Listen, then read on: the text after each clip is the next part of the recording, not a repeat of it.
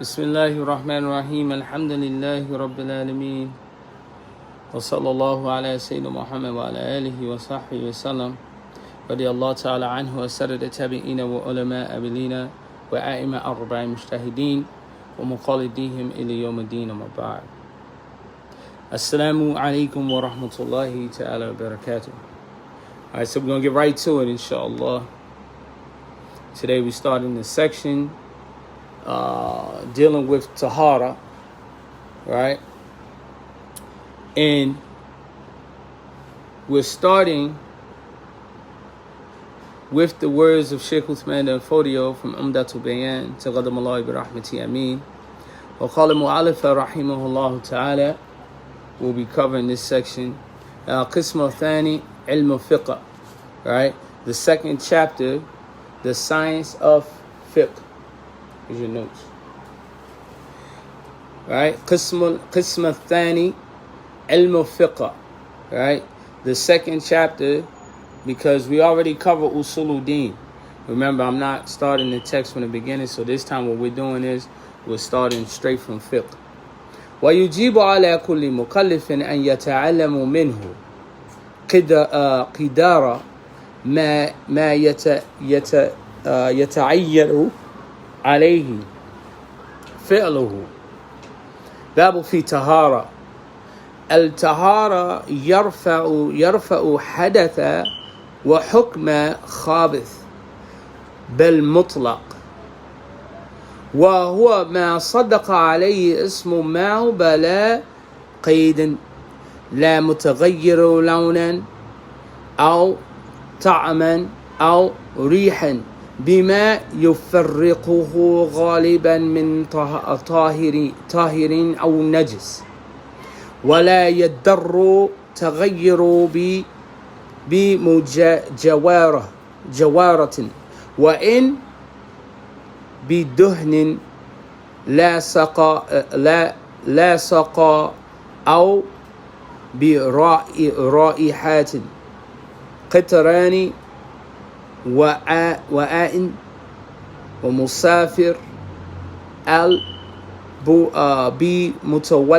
متولدا منه أو بقراه كالملح. Alright, so before we go into the full translation, I want to give you a few vocabulary words. Okay? We got a few vocabulary words.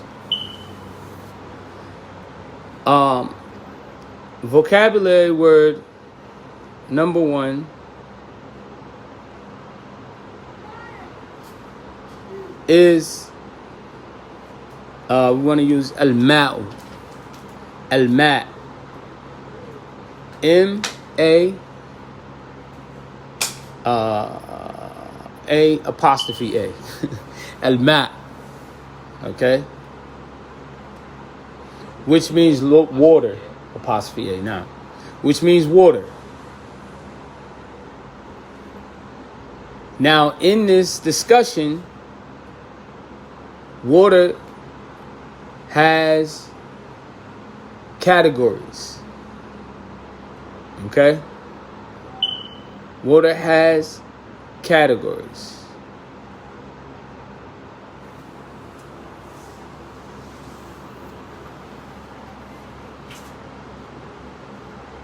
You have water that is mutlaq.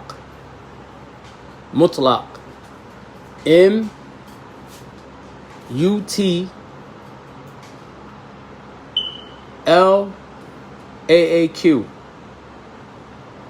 Mutlaq. Mutlaq. M-U-T-L-A-Q.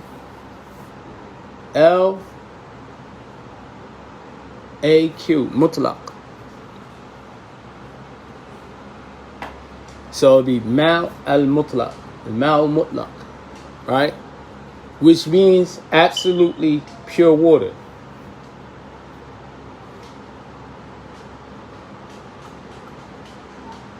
Okay? The next word is Mount Tahir. Ma'u tahir, which is pure water. It means pure water. The first one is absolutely pure, Ma'u mutlaq, and the next one is pure water. Tahir, Taahir, tahir. Absolutely pure water. And then you have Ma'u najis. Ma'u najis.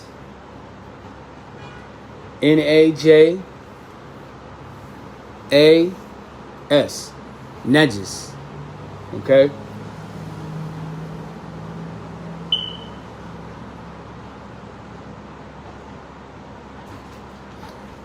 Another word is tahara, which means purification. Tahara. Tahara.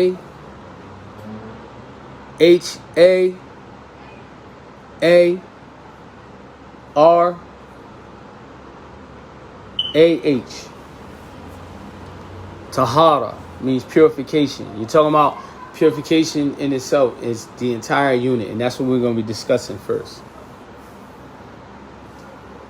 All right.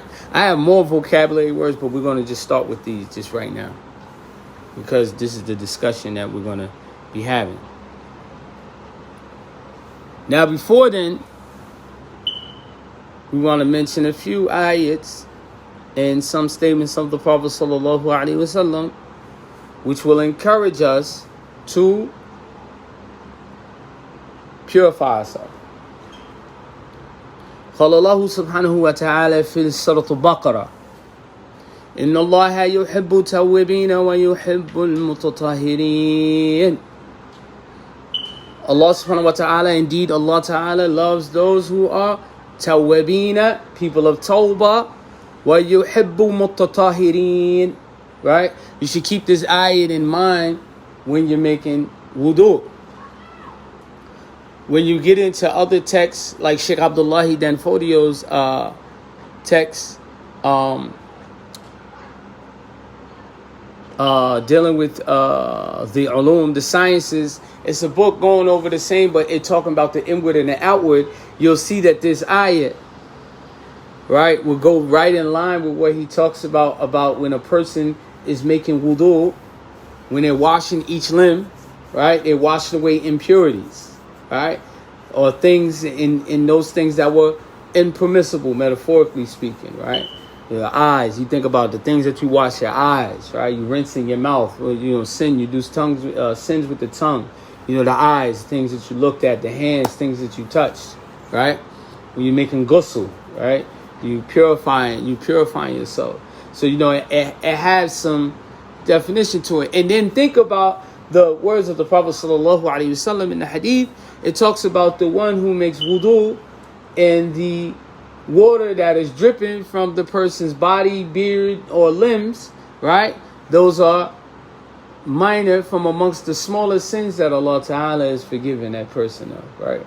So when you see it dripping, not your clothes, but when you see your beard, right, water dripping from your beard, right, then what happens? You see that water dripping from the beard, you get testified to that hadith.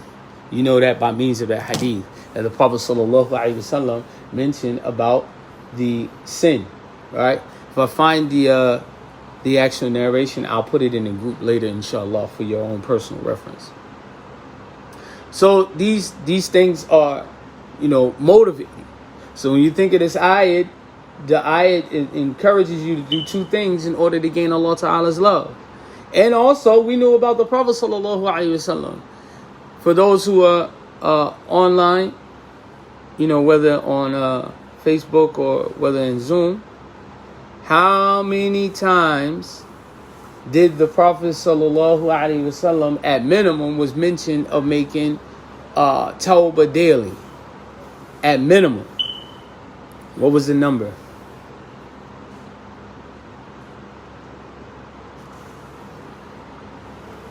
At minimum. Remember, there's two riwayah, two narrations that give two different numbers.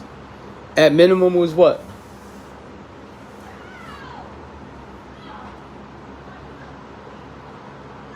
70, right? That was one.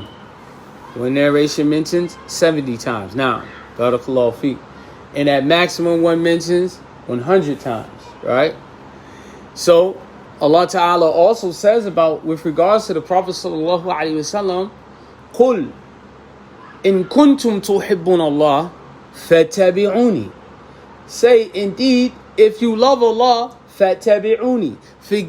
Then follow me, right? Then he says, يَحِبُّكُمُ اللَّهِ وَيَغْفِرْ لَكُمْ ذُنُوبُكُمْ. And then Allah Ta'ala will love you and He'll forgive you of your sins, right? These are the words of Allah Subhanahu Wa Ta'ala. So that ayat, in relation to that, the Prophet Sallallahu Alaihi Wasallam, inna Allah yuhibbu mutatawwabina. He loves people of tawbah. Wa yuhibbu mutatahirin. And He loves people of purification. Those are two things that you're constantly encouraged to be in a state of. And, you know, the encouragement of constantly making wudu, staying in the state of wudu, right? The meaning of ma'u najis means impure water. Impure water. Okay? Water is the first thing that you're going to run. It's the run across, that's the first thing, the front line. After a person takes shahada, they're encouraged, you know, that they must make ghusl immediately after, so, right? Now, then, the Prophet Sallallahu Alaihi Wasallam, he said, مفتاح الصلاة طهور, right? The Prophet Sallallahu Alaihi Wasallam said the key to the salah is purification. The key to the salah is purification. Right? Then in narration in Sahih Muslim, he mentions, the Prophet ﷺ mentions, لا تقبلوا صلاة بغير الطهور. Right? That there's no acceptance of the salat without purification. So after a person becomes, and if you look at the entire process of Islam, from the time you become Muslim, up and all the way up until death reaches you, you're nothing but purification. Right? The shahada, you're purifying yourself from shirk and kufr. Right? After the shahada, then what? What's the next action? Salah. You have to learn how to purify yourself. You learn all of the methods of purification. And it's very important. Why is water so important to learn about? Because water is the beginning of purification. What are all of the means and methods of purification that's utilized with water? What are all of the methods of purification that we use water for? You can type in the chat, in the chat. What are some of the methods? What are the methods of purification? What do we use water for? Before you make salah, you must know what?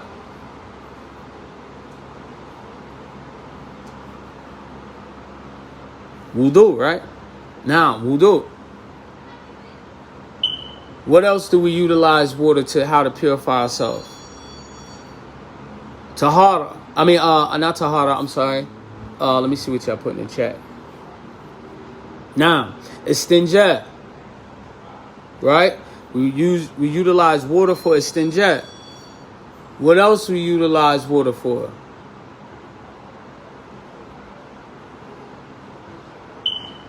Ghusl.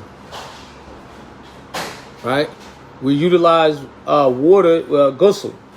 So those particular methods. So those three are the first thing, the front line thing that you use with water. Now, of course, you use water with general everyday actions like cooking and cleaning and so on and so forth. So remember, I don't know if you remember, now take away impurities. Now, purification.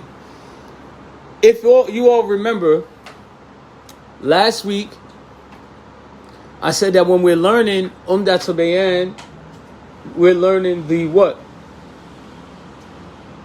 The hukum. Remember we talked about the word hukum, the judgments. of those things that are individually obligatory upon you.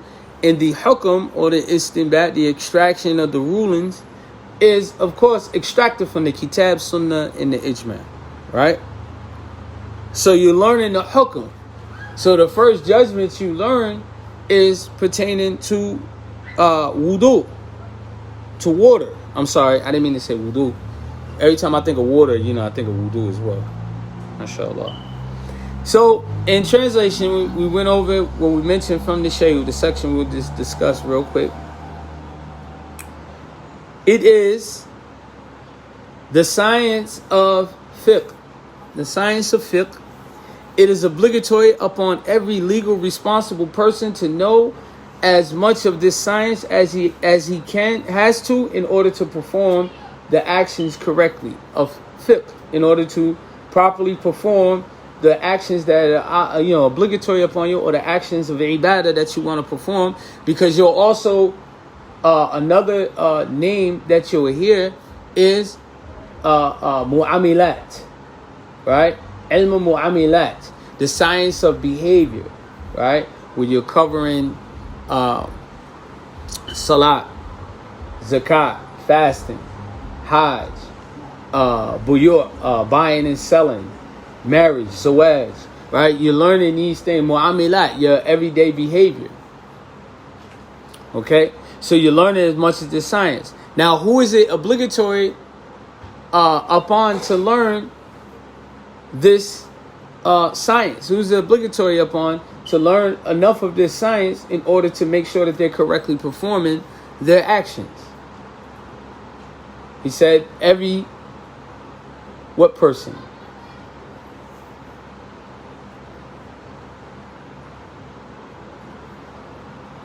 Do you know? Yes, you do. I promise you, you do. Who is these sciences obligated? Who's obligatory to know them? These sciences. Now, every mukallaf, a person that reached the stages of taklif, right? You have to, if you learn this, you have to learn it until you know it like you know your name, like without thinking about how to spell it. A mukallaf person. A person that's mukallaf means they reach the age of maturity, and there's signs of that maturity. Now, when you say maturity, or you want to use legal terms, meaning that they become legally responsible. They're legally responsible for their behaviors. Because before you become mukallaf, right, then that means that someone else is responsible for you. Meaning that whoever your caregiver, your guardian is, because you haven't reached that age of maturity. Now, of course, we're not speaking of in Western understanding, because Western understanding, legally responsible is, in some cases where you reach the financial independence, right? Because what we recognize as the signs of maturity or legal responsibility, or in Arabic, mukallaf, right? And mukallaf is spelled Mukalif. Mukallaf, right? The signs of taklif in what is understood Western culturally are two different things. The understanding of them are two different things. When a person becomes mukallaf, they are responsible now for their actions. Now it is obligated, right? Like we know from the narration of Prophet sallallahu alaihi wasallam said that you begin to teach the non-mukallaf child to pray at 7, right? And by 10, he's chastised, for missing the prayer, right?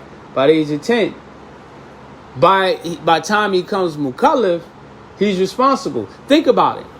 A legally responsible person, at this point, he's no longer going to be chastised by the people who is responsible for him. Think about it. A person that becomes mukallaf will no longer be chastised under our law, under Sharia, under Islamic law. They'll no longer be chastised by the person who is responsible for them. So who is responsible for the person that's not mukallaf?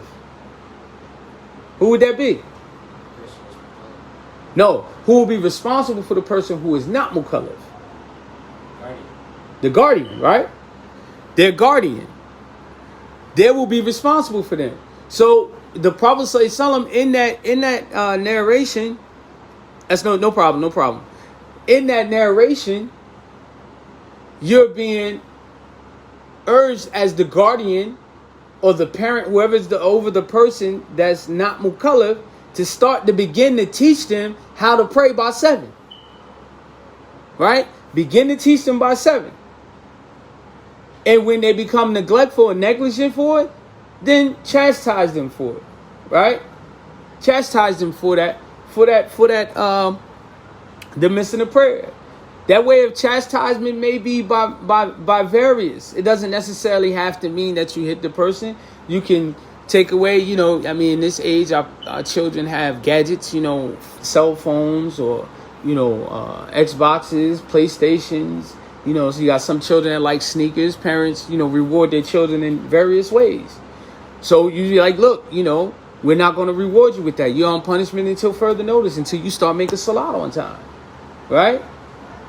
Once that person obtained that legal age, and think about the wisdom at it stopping at 10. Think about the age of a young girl where she usually meets the age of maturity.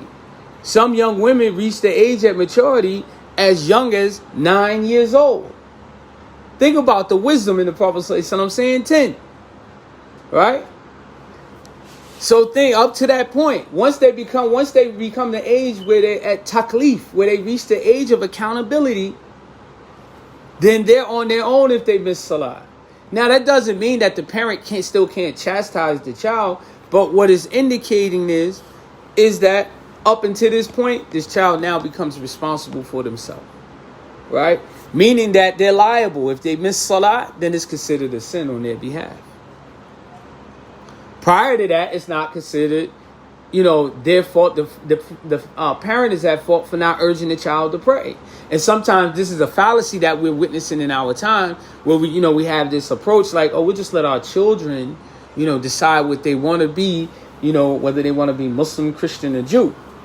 Now, we also know about the child. The Prophet ﷺ in narration mentioned about the child is born on fitrah, right? And the Shaykh, he has a dissertation on this discussion about fitrah, right? Now, the child being born upon fitrah, they're naturally inclined to worship Allah subhanahu wa ta'ala.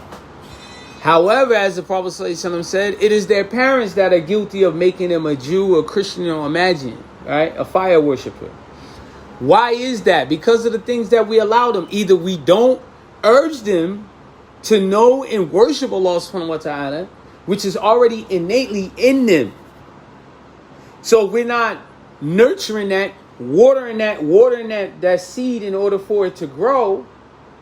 But you start watering the plant with, let's say, liquor, right?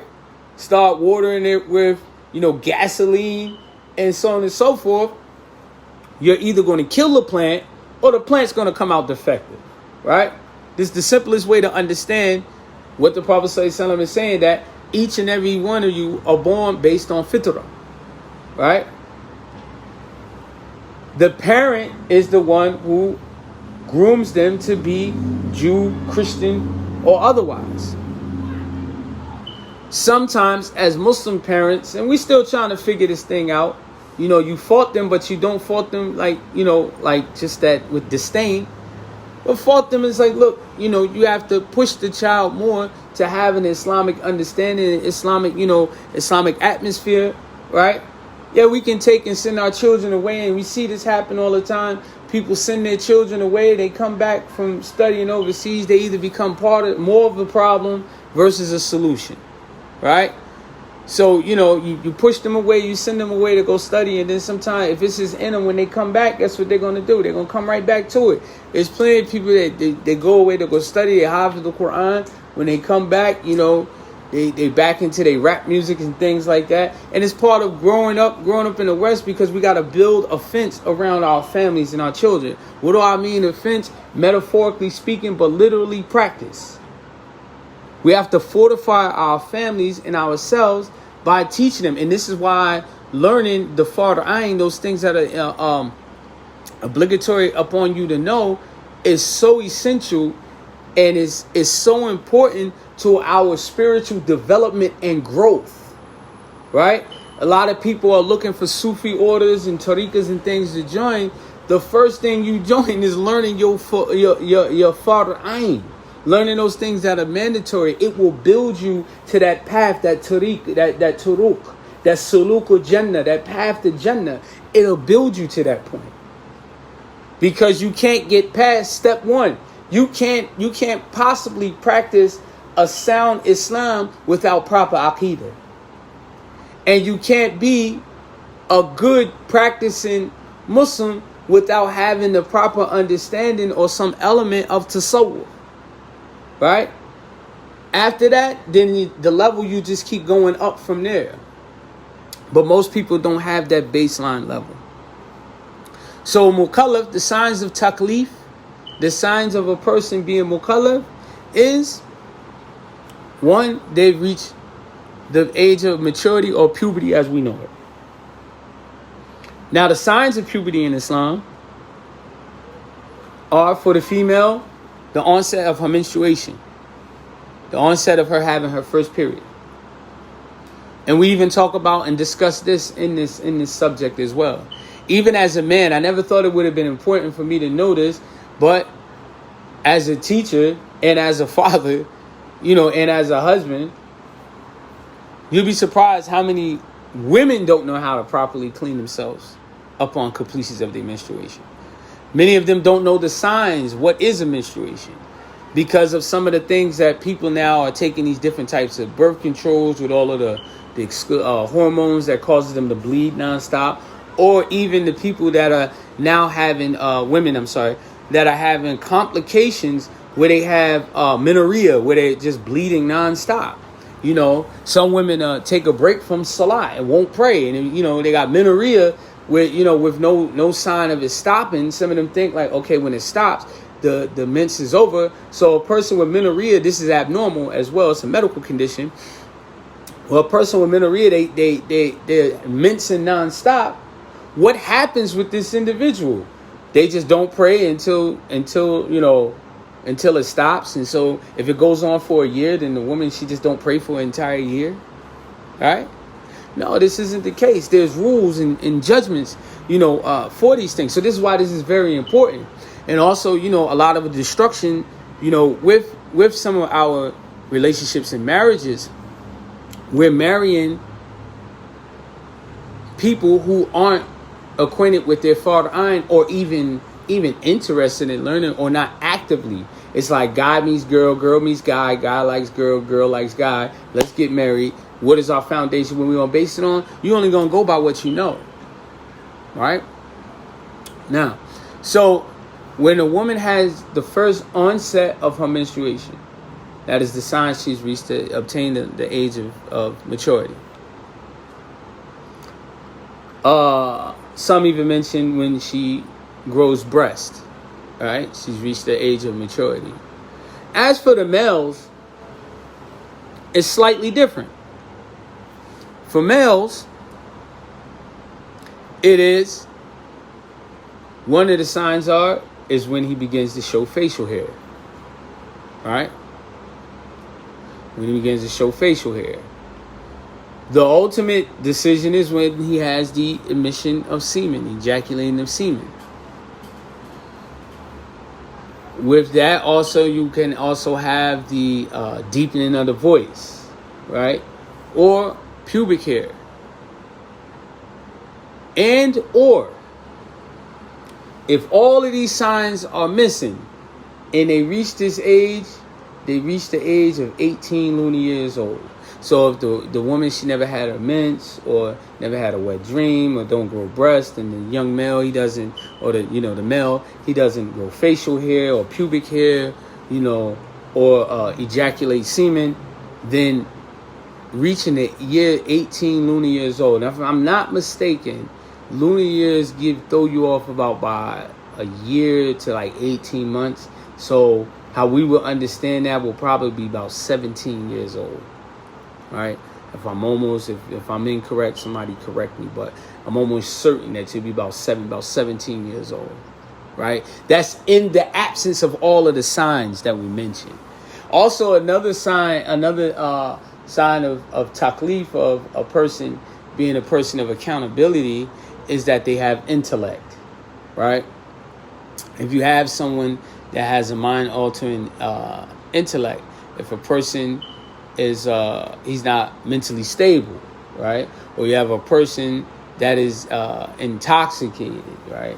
These matters are lifted off of the person. The responsibility is lifted off of the person until they gain back their consciousness, right? Or you might have the people that are mentally impaired, like someone that's maybe like autistic, they may not be able to advocate for themselves, then salat is not incumbent upon them, wudu is not incumbent upon them, when a person, that'll come later, inshallah, we'll talk about that later.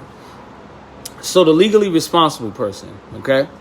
So you're obligated to know as much of this science in order to perform the actions properly, right? So in the beginning, the Shaykh, who he mentions in this line, he says, al-ma'u, the water, is yarfa wa hadath wa hakam al-khabith, okay? He said that water, I'm sorry, let me finish this phrase, khabith bil mutlaq, okay?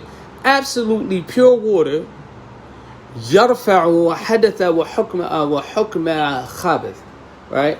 These other two words that I'm going to give you too, they're very important to your vocabulary. Hadath, Hadath, hadath, right? Which is ritually impurity. Those things that naturally make you impure.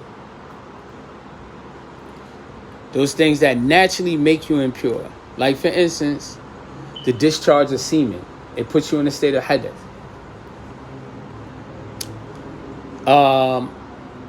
Urination.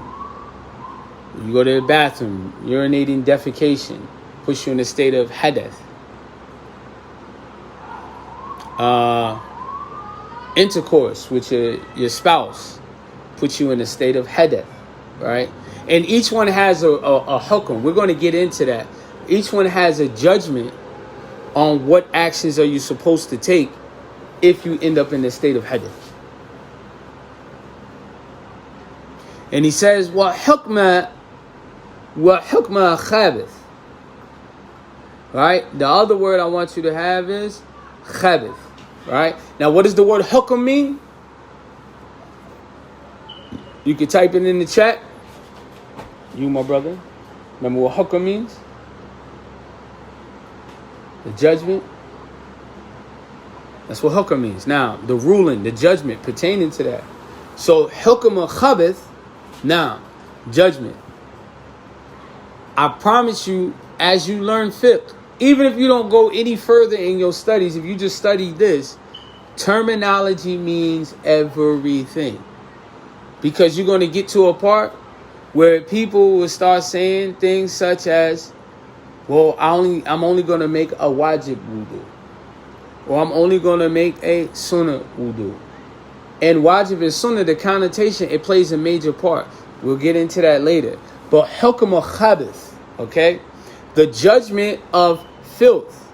That's what that means. So there's things that are determined as filth. So water removes ritual impurity, right? And what is ritual impurity? Those things that happen, it makes you impure involuntarily, basically. You don't have to volunteer. It puts you in a state of impurity. Meaning that you cannot, perform certain actions of worship until you come out of that state of impurity. Okay? As far as the hukm of khabith, the judgments of filth,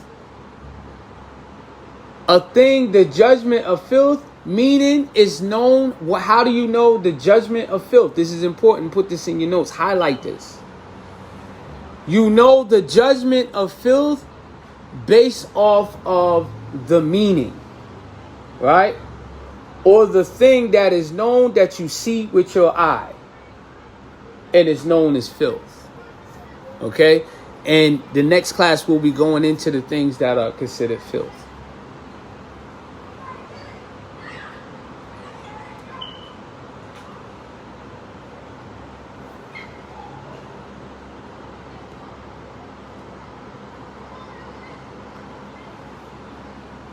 So he says,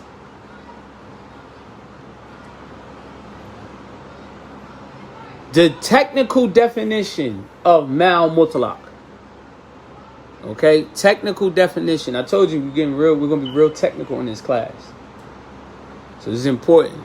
So if you missed the class or you're in the class and there may be something that I missed, please go back and review the recording.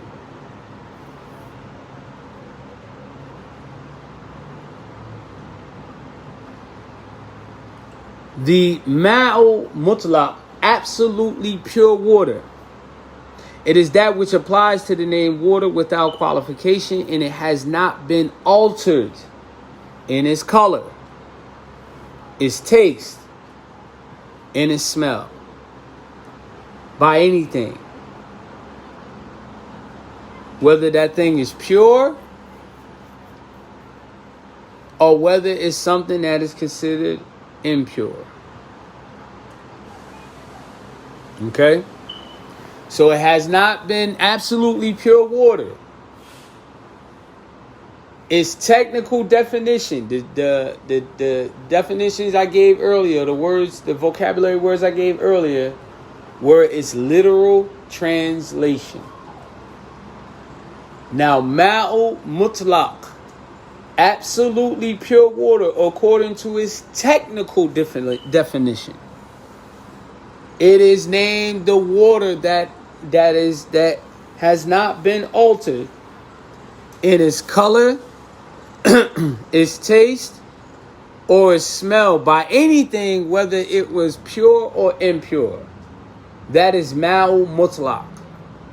So in order to purify oneself from hadith or purify oneself from filth, it has to be done so with absolutely pure water.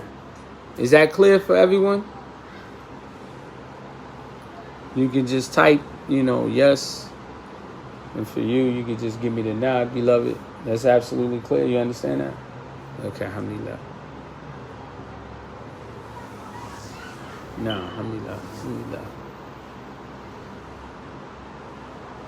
Okay, so to proceed on. Mal Tahir.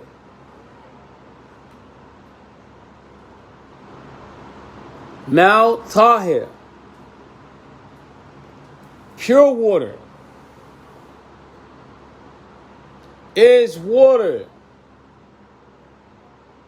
that has been altered in its color, its taste, and its smell by something pure.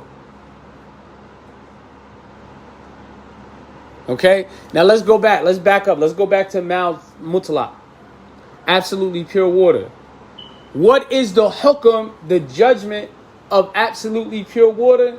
It can be used for all acts of ibadah, meaning istinja, meaning ghusl, meaning wudu, or anything that's connected to purification. Okay? Write that in your notes as well. The hukm, the judgment, is that Ma'u Mutlaq, absolutely pure water, can be used for acts of ibadah. And if you wash your clothes with just water alone, your clothes is considered clean.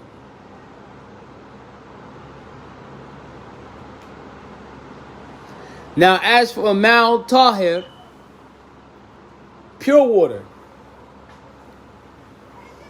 Pure water is not like Ma'u Mutlaq. And it doesn't take the same judgments either. Mal mutlaq, mal tahir,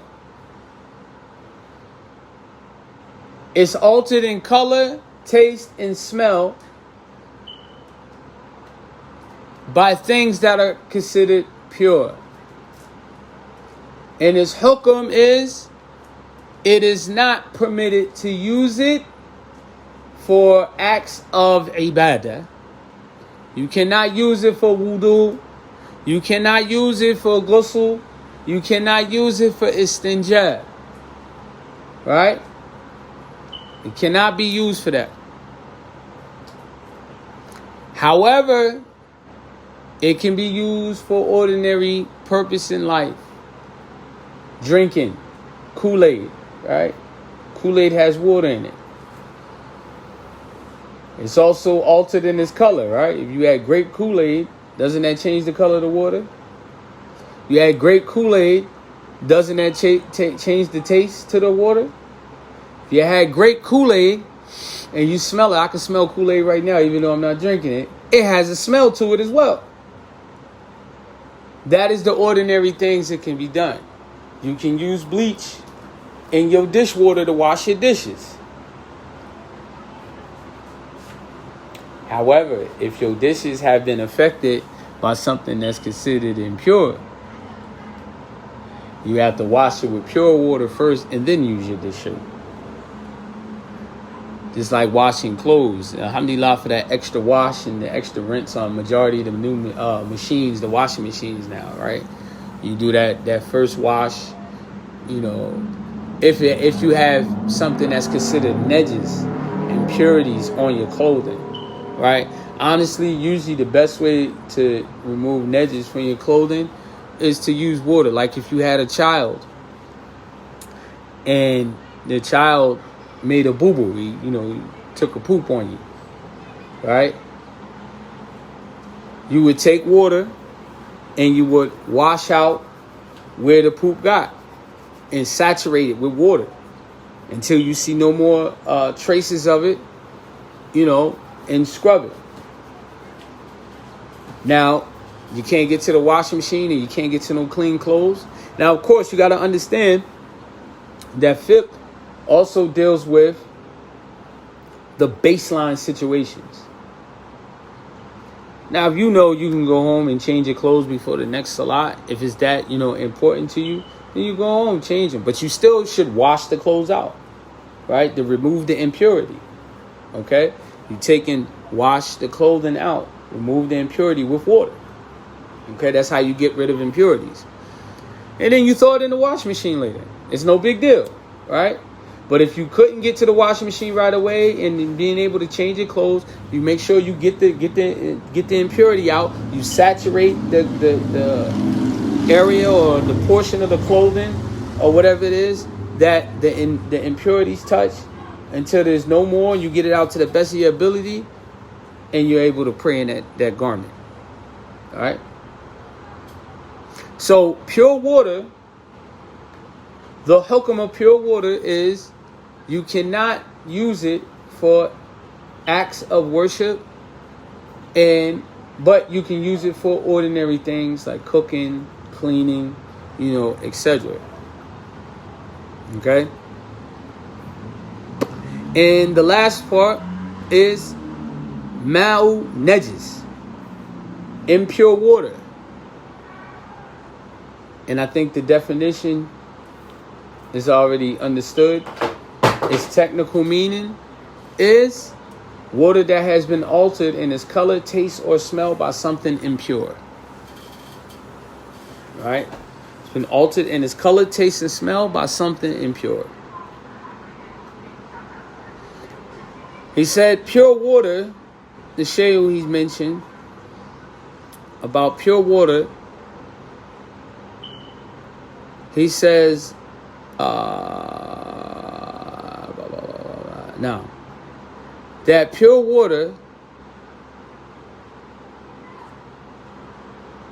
is not impured by that which is in close proximity to it, even if it's impacted by grease or by the smell of tar. The a traveler's jug, in our case, I think it'll be a water jug, because if we're using water skin, like from animal skins, our jug, our drinking jugs were made from water skin, you would smell an odor from it. The water sometimes would take the taste of that water skin. Okay, so it's not impaired by that which is in close proximity to it, even if it's impacted by grease or the smell of tar, the container of a traveler, or something which grows out of it.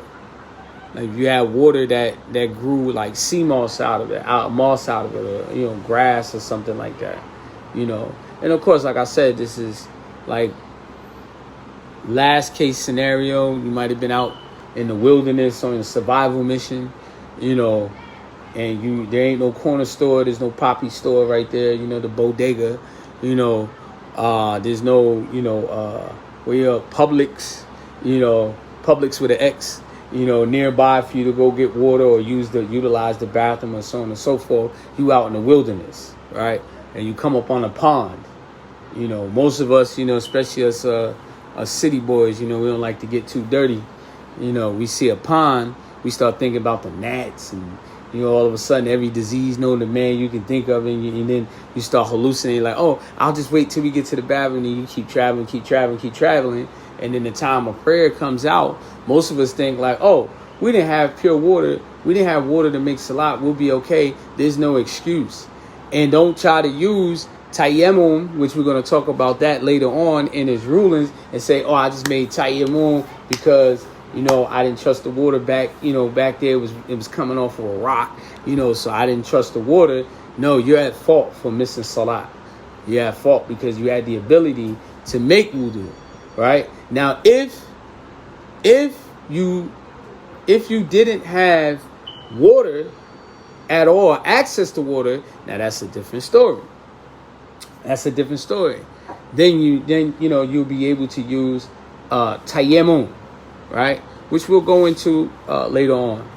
So he says it's not impacted by something that grows out of it or something at its bottom, like ocean water, like salt water, right?